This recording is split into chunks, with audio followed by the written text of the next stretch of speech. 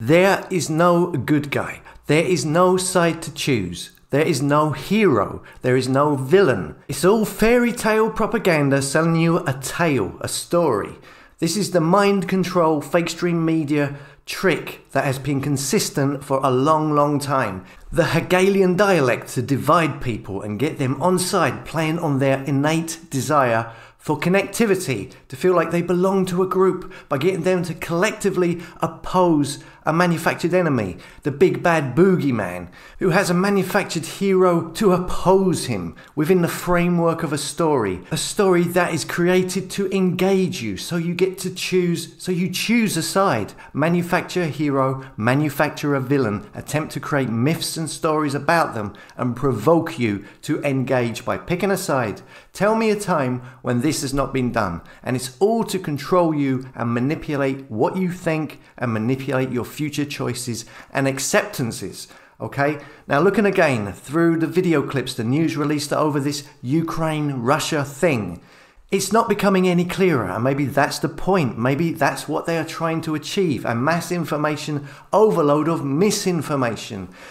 So anyway, scrolling through videos and photographs through social media of this recent event, which is being pushed aggressively by the media, still so many of the images and footage are taken from years ago and they're masquerading as now. It's impossible for anyone to determine what the hell is going on. You can watch 24-hour live streams of Ukraine on YouTube of different areas and it looks perfectly calm, quiet, traffic is normal, nothing is going on. And then you have people posting videos of complete carnage and claiming it's in Kiev. I've seen some people translating some Ukrainian group chats and they sounded as confused as anyone else and unsure of what's going on. One saying that it's so quiet in Kiev and wondering where have all the police gone? And people claiming that authorities have fled the country. Another saying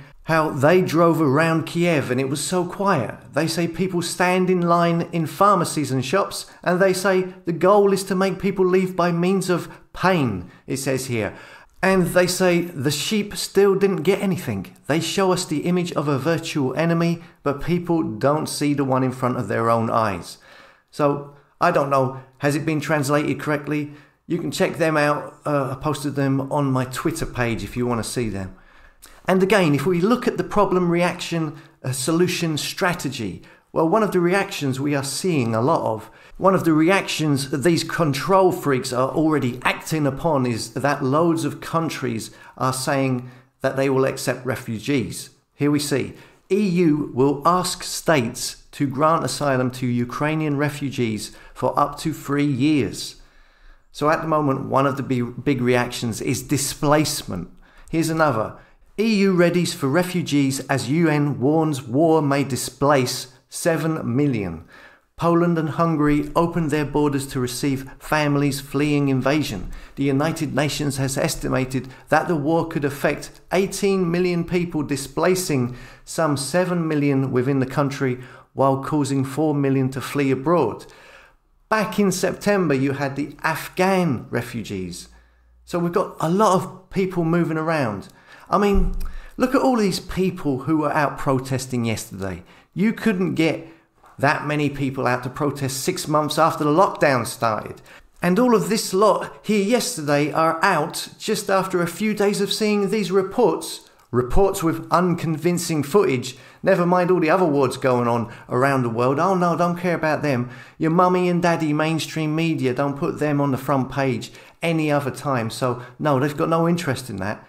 They're ignorant of them, but bombard people with vague, dubious images and grainy footage, which a lot now have been shown to be fake, and stories that turned out to be not fully correct, and loads of people go out and protest in an instant.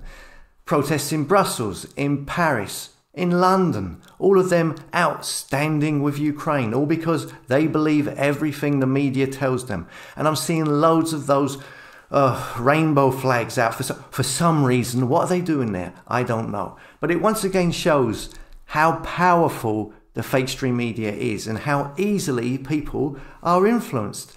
In this case, from my personal point of view, the footage so far is anything but conclusive. And it's not just me questioning it, there are many others as well, and suspicions have been proven correct, with so much of the footage having been proven fake. What with the video game footage on the news, the BBC military flyover footage, which turned out to be from last year, the image of the photograph of Zelensky in the army gear in the news stories, but was taken from last year.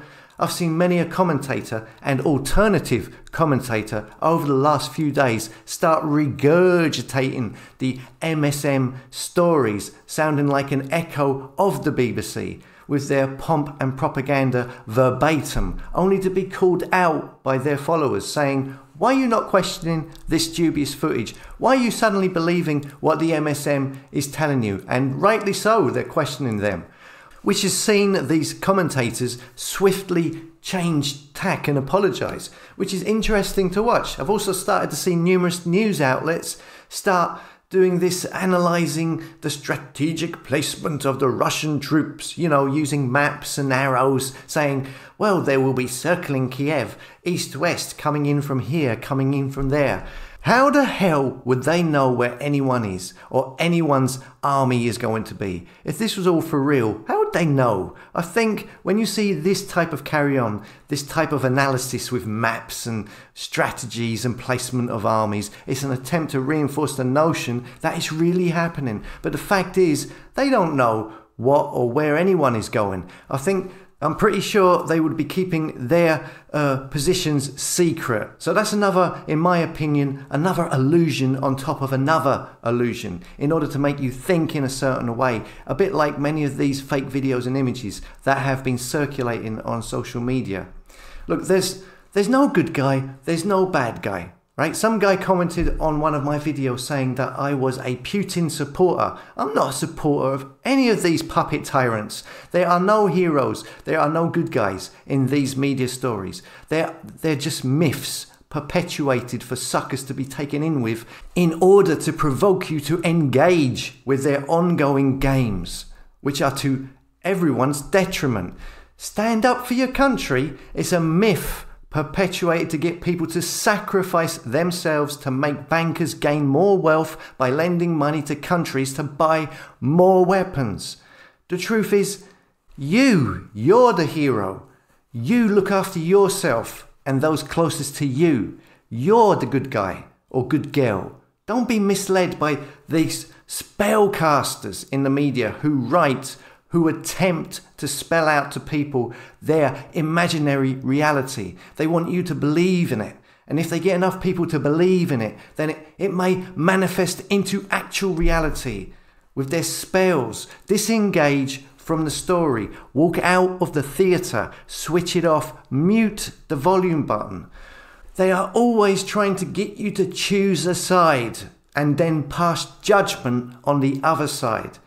And they always use deceptive means and distorted messages to provoke and engage you. The media is the mightiest weapon that is being used against us. No matter who the puppet masters may be, it is the media that they use as a tool which at the moment wields the most power over people. And that power is given away by people because they have forgotten to use discernment, and so many blindly give away their trust freely, always provoking you to choose. We've conditioned ourselves over time to always have stories and characters interjected into our lives from these external sources, these deceptive storytellers, to give us this vacuum in our lives for idle gossip. And it's all bullshit, when really, the truth of the matter is the richness of stories is all around us, but in our own personal lives, our own personal stories, our own close friends and family and people in our own local area, the stories of our local neighbourhoods. That's where our attention should be, based in our reality, in our bubble of reality.